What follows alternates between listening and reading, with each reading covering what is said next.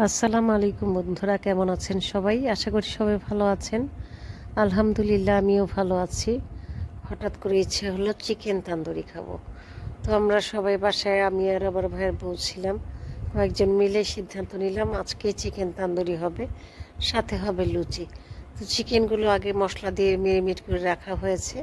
তো এগুলোকে আসলে আমরা সরাসরি করলাম কি যে একটু কর্নফ্লাওয়ার দিয়ে এভাবে রেডি করে একেবারে চড়িয়ে দিয়েছিলাম। তো চিকেনটা আসলে আগে মেরিনেট করে রাখলে হয় কি, এটা ভিতরে ভিতরে মশলা ঢুকে যায়।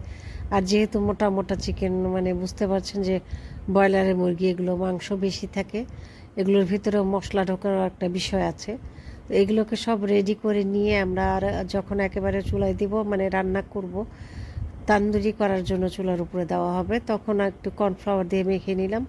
যে কর্নফ্লাওয়ার দিলে একেবারে আর কিছু লাগবে না, কর্নফ্লাওয়ার দিয়ে এটাকে চুলার উপরে দিয়ে দেবো।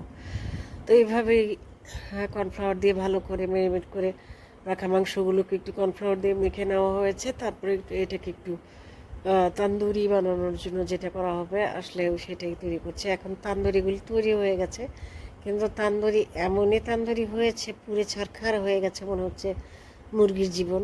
তো আমার দেখে একটু মানে ইয়ে লাগছিল যে এটা ফরেস্ট হয়ে গেছে। এটা আসলে আমার এই ভিডিওটা ছিল শীতের দিনের, কিন্তু সময়ের অভাবে আসলে দিতে পারিনি, অনেক ঝামেলা। দেখা যায় কিছু কিছু ভিডিও রয়ে গেছে আমার আইডিতে, তো সেই ভিডিও তৈরি করার জন্য ফেলেও দিতে পারিনি, আবার রেখেও দিতে পারছি না। এখন তাই ভিডিওটা করলাম। এখানে অনেকগুলো ফুলকো লুচি ভাজা হয়েছিল। আমরা তান্দুরি চিকেন দিয়ে ফুলকো লুচি খাচ্ছিলাম। খেতে কিন্তু মজাই ছিল।